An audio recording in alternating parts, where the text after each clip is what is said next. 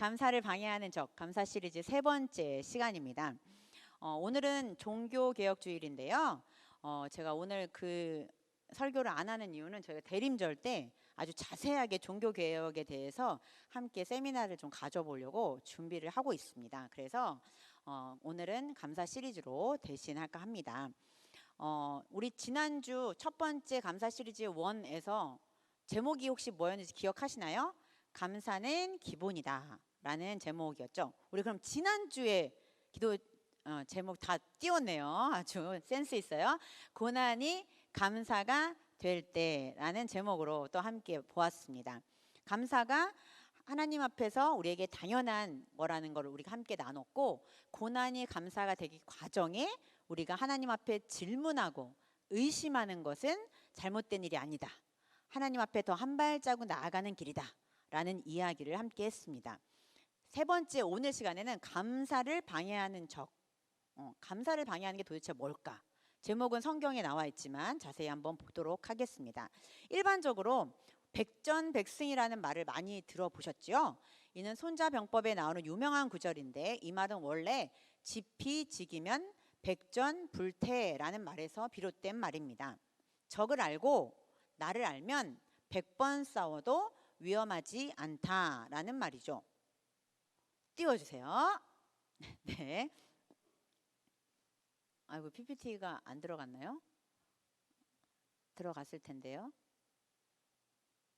안 들어갔나 보네요. 제가 분명히 넣었는데요. 예, 죄송합니다. 제가 한자랑 다 넣었는데요. 예, 적을 알고 나를 알면 100번 싸워도 위험하지 않다라는 말. 오늘 좀 PPT 좀 우리 젊은 친구들이 바뀌었어요. 그래가지고 미흡한 점 양해 부탁드립니다. 예, 오늘의 설교 제목처럼 이 감사를 방해하는 적이라는 표현에서 우리가 그 적을 알면 위험하지 않다라는 것으로 우리가 함께 생각해 보고자 합니다. 이 의미는 우리가 감사하는 삶을 산다는 게 생각보다 쉽지 않다는 것이죠. 그 이유는 이를 방해하는 우리의 마음속의 적들이 우리를 공격하고 있기 때문입니다.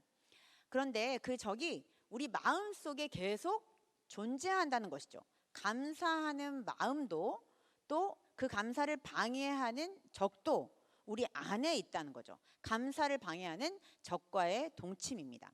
그래서 어떤 좋지 않은 상황을 만나면 우리의 마음속은 적의 점령으로 마무리될 때가 굉장히 많습니다. 왜냐하면 적이 너무 강력하기 때문이죠. 우리 안에 누가 이렇게 얘기하죠. 무슨 감사를 못하고 우리가 불평이나 염려를 하게 되면 사탄이 우리를 공격한다. 근데 그 사탄이 사실 어디 있을까요? 우리 마음속에 공존하고 있죠. 예.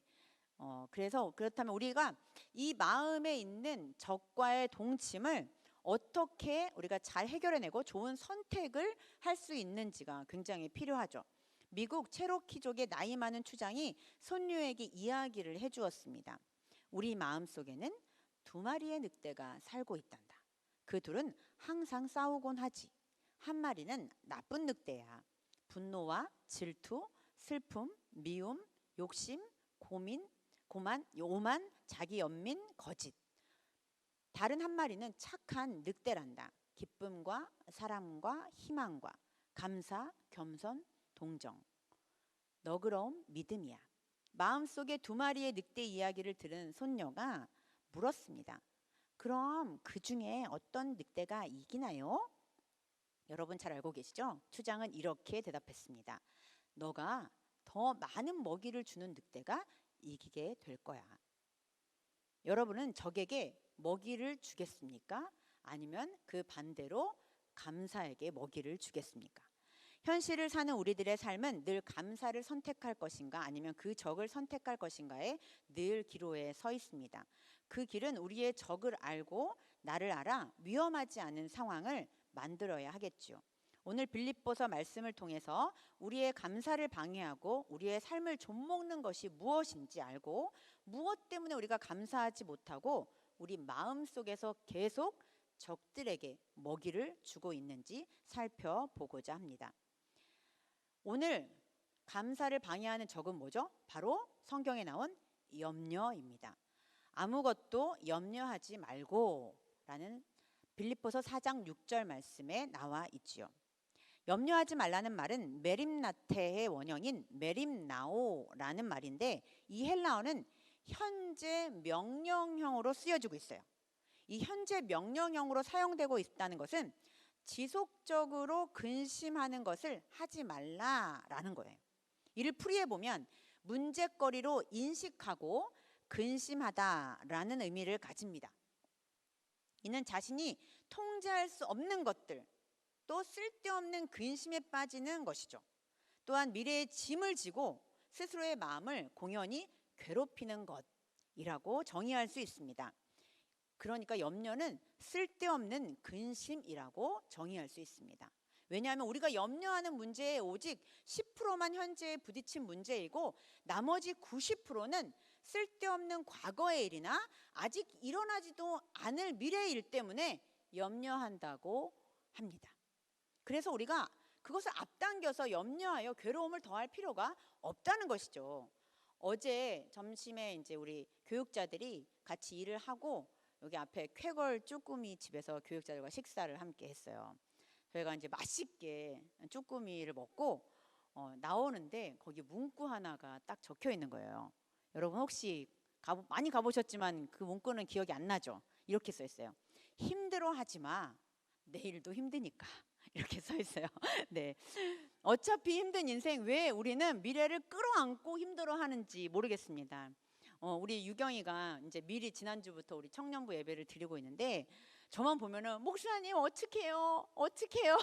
대학에 어떡해요? 막 이러면서 한 군데 붙었는데 또 거기 딴 데가 지금 대기하고 있어가지고 엄청 걱정을 또 해요. 그래서 제가 그랬죠. 힘들어하지 마. 어차피 내일도 힘드니까 라고 얘기하면서 오늘 설교 말씀 들어라. 염려하지 말고 제발 내일 일어날 일을 미리 걱정하지 마라. 그렇게 말씀을 드렸어요. 근데 그의 어머니가 오늘 또 2부 예배에 오신 거예요. 그래서 목사님 우리 유경이가 어떻게 해요? 이렇게 얘기를 하는 거예요. 그래서 제가 염려하지 마세요. 어머니 선택하시면 되잖아요. 이렇게 제가 말씀을 드렸는데, 여러분 어차피 결론은 결정난 거 아니겠습니까? 네. 그러니까 미리 걱정하면서 내 마음을 굳이 힘들게 할 필요가 없다는 거죠. 그래서 예수님도 말씀하셨습니다. 내일 일을 위하여 염려하지 말라. 내일 일은 내일에 염려할 것이요 한날의 괴로움은 그날로 족하니라. 아멘. 마태복음 6장 31절에서는 예수님께서는 사람이 무엇을 입을까, 무엇을 먹을까, 마실까 염려한다고 말씀하시면서 염려하는 우리들에게 이렇게 말씀하셨습니다. 공중의 새를 보라. 심지도 않고 거두지도 않고 창고에 모아들이지도 아니하되 너희 하늘 아버지께서 기르시나니 너희는 이것들보다 너희들이 귀하다라고 말씀하고 계십니다. 너희 하늘 아버지께서 이 모든 것이 너희에게 있어야 할 줄을 아신다고 우리들에게 말씀하고 있습니다. 하나님께서 우리에게 필요한 것들을 아시며 그의 능력을 기억하며 이런 것들에 대해 우리가 염려를 미리 하지 마시고 늘 날마다 기쁨으로 살아가는 우리 청년부 또 우리 성도들 되시기를 주님의 이름으로 축복합니다. 염려는 하나님이 돌보심에 대한 신뢰, 믿음이 없음에서 비롯된 것입니다. 그런데 저는 이 말에 대해서 그렇게 다 동의하지는 않습니다. 꼭 그렇지만은 않다고 생각합니다. 저도 믿음이 있노라 하지만 하나님을 믿으면서도 염려할 때가 굉장히 많이 있거든요. 그 이유는 우리 마음속에 염려하게 되는 두 가지의 생각이 주로 있기 때문입니다. 오늘 본문 빌립보서 4장 7절에 마지막 말씀에 너희 마음과 생각을 지키시리라 라고 기록되고 있어요. 마음과 생각이 연결되어 있고 그 마음과 생각을 지키는 것이 염려로부터 벗어나는 것인데, 우리 마음속에는 방해하는 적들이 수많이 있다는 것이죠. 그 염려를 하게 하는 두 가지의 생각이 있는데 그것이 바로 욕심과 비교의식입니다. 사람 욕심 끝이 없네 라는 말을 자주 하지요. 이처럼 세상의 것으로 채울 수 없는 것이 인간의 욕심입니다. 웬만하면 예쁘고 돈도 많고 능력 있는 배우자를 만나면 참 좋겠는데 우리가 다 갖출 수는 없습니다. 근데 우리 청년들이 보면 예뻐야 되고 잘생겨야 되고 능력도 있어야 되고 하다 보면 욕심 끝이 없어서 우리 이렇게 많이 남아있잖아요. 지금 30대 넘게. 그쵸? 예. 사람 욕심 끝이 없습니다. 그죠? 우리 건수 형제. 예. 누구라고 말할 수 없어요. 그런데 성경에서 나단이 다윗을 책망할 때 아주 가난하고 부한 사람이 있는데, 가난한 사람은 작은 암양 새끼 한 마리뿐이었어요. 근데 그 부자에게 한 손님이 찾아왔어요. 자기 것이 아까워가지고 어떻게 했냐면 가난한 사람의 양 새끼를 뺏어다가 자기 손님을 대접했어요. 나단이 다윗에게 이 이야기를 했더니 다윗이 펄쩍 뛰죠. 그런 놈은 다 죽여야 된다 막 이러면서. 그런데 이 이야기를 빗대어 이 나단 선지자는 다윗에게 밧세바를 간음한 사건을 이야기합니다. 욕심의 마음이 우리를 죄악으로 이끄는 것을 볼 수 있습니다. 욕심과 감사는 함께 만날 수 없는 단어이죠. 감사는 현실을 인정하고 가진 것에 만족할 때만 나오는 말이기 때문입니다. 그러므로 우리가 염려하는 것은 우리의 욕심을 더 채우려고, 더 좋은 것, 내가 더 가지려고 하는 것 때문에 나올 때가 많다는 것이죠. 그래서 자족할 수 없으면 욕심으로 달려갈 수밖에 없습니다. 빌립보서 4장 12절에는 사도 바울이 감옥에 갇혀 있으면서도 이렇게 이야기를 했죠. 나는 비천에 처할 줄도 알고 풍부에 처할 줄도 알아 모든 일 곧 배부름과 배고픔과 풍부와 궁핍에도 처할 줄 아는 일체의 비결을 배웠노라. 그래서 사도 바울은 삶의 우여곡절 속에서 자족하는 법을 배웠어요. 자족하는 법을 배우면 염려가 아닌 감사의 말을 할 수 있기 때문이었죠. 올 한 해 떠들썩했던 펜트하우스라는 드라마가 있었죠. 그 많은 물질을 가지고 있으면서도 더 많이, 더 높이 올라가려는 인간의 욕심을 잘 그려준 드라마였습니다. 그런데 이런 걸 보면서 마지막 끝에 우리가 이거를 너무 심각하게 사람을 막 돈 때문에 죽이고 명예 때문에 죽이는 모습을 보면서 죽음으로 가는 모습들을 굉장히 많이 보았습니다. 그래서 펜트하우스를 막장 드라마가 되었다라고 이야기를 하고 평가를 하기도 하죠. 욕심은 바로 돈과 재물 때문인 경우가 많이 있습니다. 명예를 갖고 싶은 것도, 좋은 대학에 가고 싶은 것도, 행복한 사람이 되고 싶은 것도 돈을 가져야지만 가능하다는 생각을 하기 때문이죠. 돈은 원하는 것을 구하는 수단이지 목적이 될 수는 없습니다. 목적이 되는 것이 바로 욕심으로 가는 지름길입니다. 그래서 우리는 자족할 줄 모르는 인생에게 욕심의 끝을 보게 된다라고 성경은 우리에게 조언합니다. 야고보서 1장 14절 15절에 오직 각 사람이 시험을 받는 것은 자기 욕심에 끌려 욕심이 잉태한즉 죄를 낳고 죄가 장성한즉 사망을 낳느니라. 욕심에 끌려서 우리는 사망의 길까지 가게 된다는 것이죠. 욕심의 끝판왕은 바로 죽음입니다. 그 염려의 깊은 마음속, 그 생각 속을 들여다보면 우리의 욕심이 들어앉아 있는 경우들이 많이 있죠. 오늘 이 시간에 여러분 마음속에 있는 자족할 줄 모르는 마음, 내가 더 뭔가를 취하려고 하고 더 많이 가지려는, 나에게 충분함에도 불구하고 더 가지려고 하는 그 욕심, 그래야지만 내가 행복해질 수 있다는 마음을 한층 좀 내려놓고 오늘 말씀 속에서 자신을 보았으면 좋겠습니다. 두 번째로는 비교의식이죠.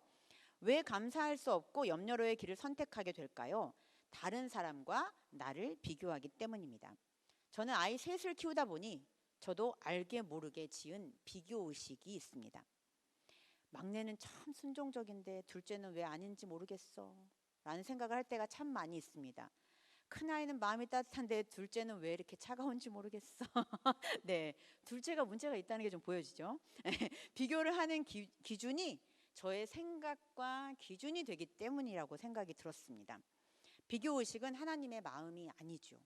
하나님의 기준도 아닙니다.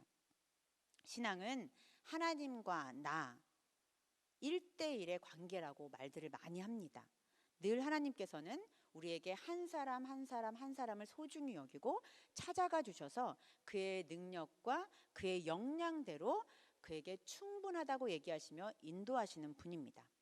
그런데도 우리는 늘 나의 기준, 세상의 기준을 들여다보며 나와 다른 사람, 또 다른 사람과 다른 사람을 비교하는 것들을 많이 보게 됩니다. 아주 오래전 1984년의 영화 아마데우스라는 영화를 우리 보셨는지 모르겠습니다. 이것은 모차르트의 이야기를 배경으로 한 영화죠. 여기에서는 두 음악가 모차르트와 살리에리의 생애를 볼 수 있는 영화였습니다. 살리에리는 당시 최고의 음악가였어요. 그런데 천재 음악가 모차르트가 나타나자 자신의 음악과 비교하면서 불행의 늪에 빠지기 시작합니다.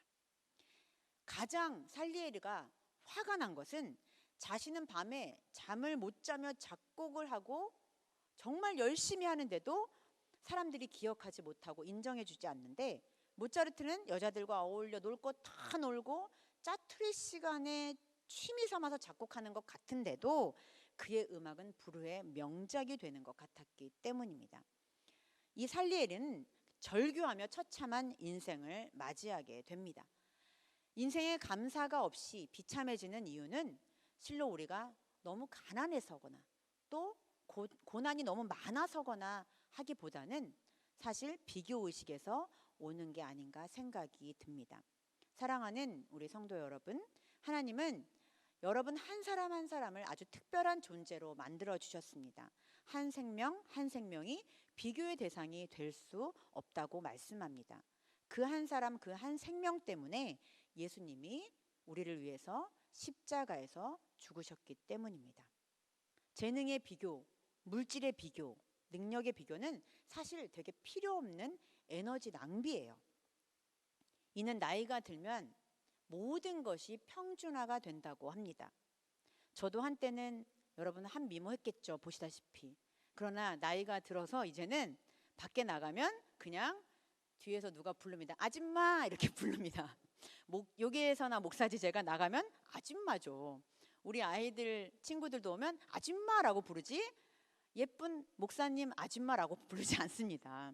아무리 예쁜 사람도 젊음을 이길 수 없다고 하지요.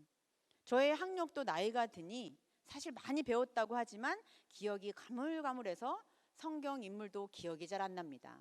어제 라디오 방송을 우리 청소년부에 했는데 세상에 가인과 아벨을 까먹어요. 그래서 저도 너무 놀랐거든요. 네, 우리가 알았던 것도 기억이 나지 않습니다. 내가 가진 소유물은 어떻습니까? 예쁜 옷과 신발. 저도 한때는 55 사이즈, 44 사이즈를 입고 다니며 뽐내면서 불편한 것도 입었지만 나이가 드니 불편한 거 다 귀찮고 고무줄 바지가 최고더라고요. 나이가 들어 좋은 것은 넉넉해진다는 것, 모든 것을 포용하게 되는 것이죠. 이게 바로 자족하는 마음입니다. 비교하지 않고 나에게 있는 현실을 그대로 받아들이며 포용하는 것, 그것이 바로 지난주에 말한 고난이 감사가 되는 과정이죠. 여러분은 여러분 자체로 소중합니다. 염려로부터, 비교의식과 욕심으로부터 자유하시기를 주님의 이름으로 부탁을 드립니다. 우리는 근원적인 감사의 적인 염려 속에 담겨진 마음과 생각, 바로 그 욕심과 비교의식을 살펴보았습니다. 이 적을 물리칠 방법이 반드시 우리 성경에는 있겠죠. 해결 방법이. 본문에서 이렇게 말씀하고 있습니다. 오직 모든 일에 기도와 간구로라고 했습니다. 여기에서 기도와 간구 두 단어를 쓰는데요. 그 이유가 있겠죠. 기도라는 단어는 프로슈케라는 뜻입니다. 이것은 하나님께 예배하는 마음으로 드리는 기도입니다. 우리가 예배를 위해서 준비하면서 기도하고 하나님 저희 예배를 받아주세요 또는 공동기도 이런 기도를 말하는데, 간구라는 것은 조금 다르죠. 데세이라고 하는데 하나님께 필요한 것을 요청하며 구하는 기도, 이것도 기도이죠. 간구가 기도의 한 방법입니다. 즉 기도는 하나님께 대한 예배나 헌신 등의 맥락에서 드리는 일방적인 기도이기도 하고, 간구는 개인적인 특별한 요구, 하나님 저 이거 꼭 필요합니다, 하나님 이번에 시험 봅니다, 인도해 주세요, 잘 할 수 있도록 도와주세요 라는 어떤 간구, 조건을 아뢰는 기도, 이것을 나타낸다 할 수 있겠습니다. 이러한 두 가지 측면의 기도를 감사함으로 아뢰라 라고 말씀합니다. 저는 이 말씀을 준비하면서 우리가 기도에 대해서 자세히 살펴보지 않았다는 생각을 살짝 했어요. 보통 우리는 믿음이 좋다 하면 우리의 필요나 요건들을 기도하는 것에 대하여, 즉 간구하는 것에 대해서 믿음이 연약한 것으로 약간 터부시하는 경우들이 있죠. 저도 약간 그랬던 것 같아요. 근데 오늘 말씀을 보면서, 원어를 좀 공부하면서 오늘 본문에서 우리의 요구나 특별한 요청, 하나님께 하나님 이거 주세요, 이거 꼭 해결해 주세요 라는 그 요청에 간구하는 기도가 바로 기도의 종류일 뿐 믿음의 척도가 아니라는 것입니다. 그래서 우리는 기도를 해도 되고 간구를 해도 됩니다. 우리가 간구이든 기도이든 주님께 모든 것을 아뢰는 우리 모두가 되기를 원합니다. 그래서 오늘 본문에서는 근데 그 기준이 나와 있어요. 기도를 하든 간구를 하든 두 개 다 중요한데 어떻게 해야 되냐? 감사함을 가지고 해라 라고 합니다. 이 말의 뜻은 기도든 간구든 우리가 하나님께 요청하고 기도를 아뢰는 것은 우리의 몫이죠. 그런데 그 결과에 대해서는 우리의 몫이 아니라는 거예요. 하나님의 몫이라는 거예요. 감사함을 가지고라는 뜻은 그것입니다. 다시 말해 어떤 결과이든 하나님 받아들이겠습니다. 하나님이 거절하심도 하나님이 들어주심도 다 받아들이겠습니다 라고 하는 것이 바로 감사함을 가지고 기도하는 것이에요. 지난주 임원들과 다니엘 9장을 가지고 함께 나눔을 가졌어요. 다니엘 9장은 다니엘의 기도가 나오는 구절입니다. 그런데 꿈과 환상을 엄청 잘 해석하는 그 다니엘이 자신에게 보여주신 하나님의 환상을 해석하지 못해요. 그래서 가브리엘 천사가 나타나서 그 기도를 해석해 줍니다. 그 해석조차도 잘 이해를 못하는 거예요. 그렇게 기도를 열심히 하던 분이, 그렇게 매일마다 습관처럼 기도하시던 분이 모르는 거죠. 그런데 그것이 그에게 은혜였다는 사실이에요. 왜냐하면 다니엘이 있었던 70년의 포로 생활이 끝나고 고국으로 다시 돌아오게 되는데, 예수님이 오실 때까지 이스라엘 백성들이 엄청 풍요롭게 잘 사나요? 그렇지 않아요. 다음에 또 로마의 속국이 되고 포로 생활을 계속하게 됩니다. 긴 세월 예수님이 오시기까지 백성들은 끝나지 않는 고난이 계속됩니다. 70년을 하루같이 습관처럼 기도하며 포로 귀환과 꿈과 기대를 갖고 살았던 다니엘이 앞으로의 모든 일을 알게 된다면 얼마나 힘들었냔 말이에요.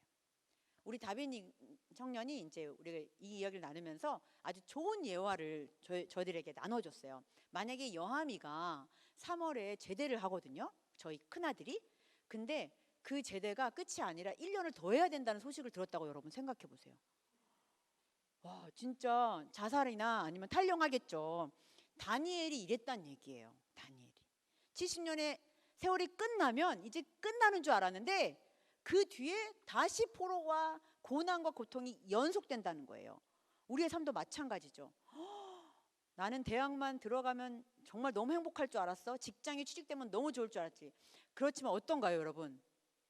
가니까 더 큰 고난이 있어요. 그걸 모르는 게 낫다는 거예요. 그래서 하나님께서 우리에게 요구와 하나님께 우리가 기도하고 간구하지만 그 답변이 우리에게 바로 옳지 않을지라도, 하나님께서 침묵하고 계실지라도 우리는 하나님께 감사할 수 있어요. 왜냐하면 모르는 게 약이라는 거예요. 그때 하나님은 우리에게 가장 좋은 것이라고 생각하셨기 때문에 응답 주지 않으시는 거예요. 가장 좋은 것을 주신다고 생각하셨기 때문에 침묵하고 계신 거예요.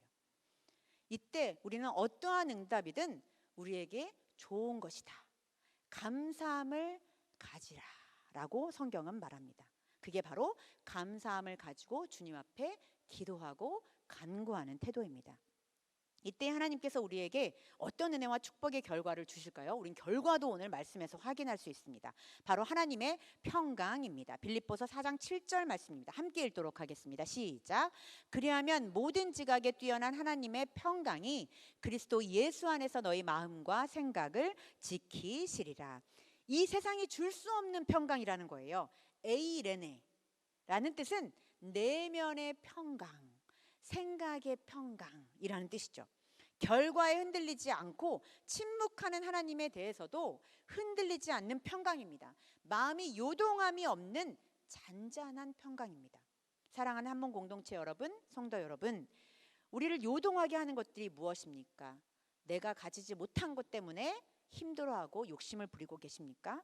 또한 남과 비교하여 그런 비교의식 때문에 내 삶을 괴로워하고 있습니다. 해결되지 않는 염려로 미리부터 고민하고 계십니까? 주님을 신뢰함으로 나아가 보십시다. 하나님은 졸지도 주무시지도 않으시며 우리를 돌보고 계신 전능한 주님이십니다. 이러한 하나님께서 우리로 가만히 바라보시며 계심도 우리에게 가장 좋은 것입니다. 우리의 요구가 즉각 실현되지 않는 것조차도 우리에게 가장 좋은 것입니다. 있는 것을 족한 줄로 여기고 남과 비교하지 않으며 염려 대신 감사함으로 어떤 결과를 주님이 주시더라도 기도와 간구하는 사람은 감사를 방해하는 적들에게 먹이를 절대로 주지 않는 자들입니다. 그들의 마음에는 욕심과 비교와 염려의 씨앗이 절대로 자라날 수 없음을 믿습니다. 하나님이 살아계심을 인정하고 신뢰하고 확신할 때 우리의 삶의 하나님이 평강이 우리 가운데 넘치게 됨을 하나님의 이름으로 축원을 드립니다. 우리 오늘 함께 찬양할 텐데요. 요즘에 뜨고 있는 찬양입니다. 염려하지 말라. 지선이 부르던 찬양인데요. 우리 나의 가는 길이 보이지 않을 때, 길이 멀다고 느낄 때 염려하지 말라고 오늘 가사에 써 있어요. 왜냐하면 우리 하나님께서, 우리 예수님께서 우리의 길을 비춰주시기 때문입니다. 우리의 모든 것을 아시는, 우리의 모든 형편을 아시는 주님께서 두려워 말고 염려하지 말라고 우리를 위로하고 계십니다. 함께 찬양으로 고백하겠습니다.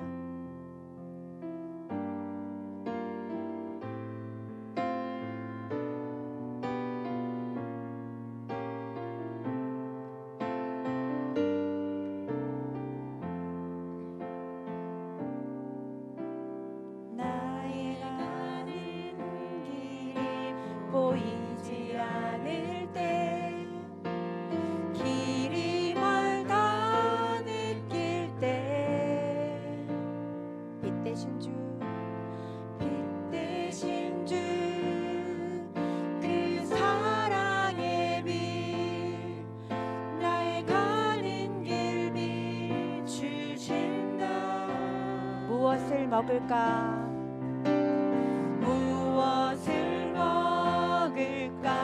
무엇을 입을까?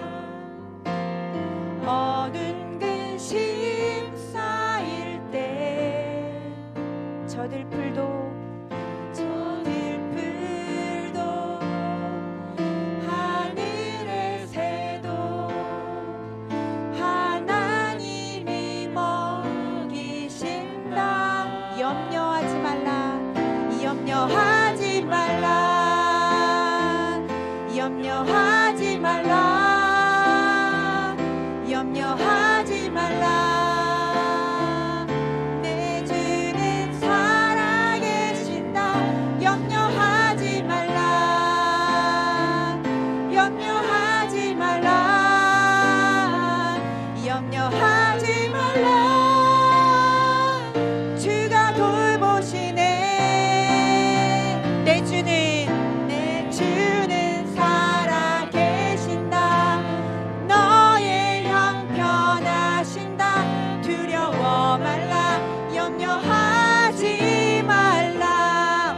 다시 한번 고백할 텐데요. 무엇을 먹을까? 무엇을 입을까? 어두운 근심 쌓일 때 염려하지 말고 한 걸음 한 걸음 나아갔으면 좋겠습니다. 다시 고백하겠습니다. 무엇을 먹을까? 무엇을 입을까? 어두운 근심 쌓일 때 저 들풀도 하늘의 새도 하나님이 먹이신다. 염려하지 말라. 염려하지 말라.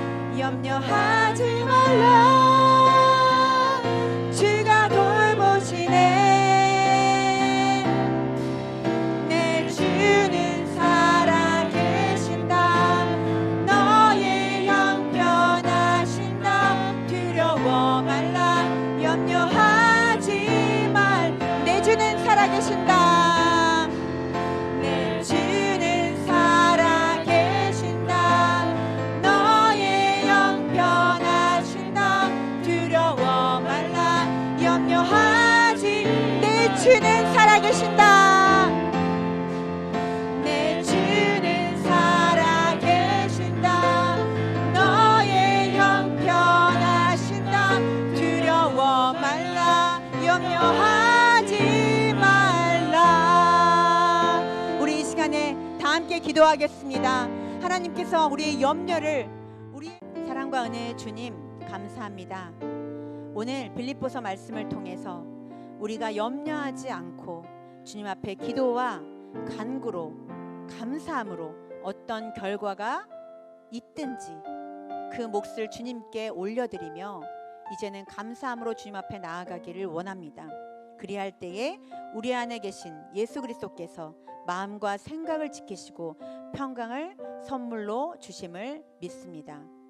우리 사랑하는 한 사람 한 사람, 주님께서 귀하게 여기시는 한 사람 한 사람, 주님께서 친히 찾아가 주셔서 감사하는 마음, 주님을 인정하는 마음, 주님이 살아계심을 선포하는 우리의 믿음, 우리의 마음, 우리의 생각이 되게 하여 주옵소서. 감사하며 예수님의 이름으로 기도하옵나이다. 아멘.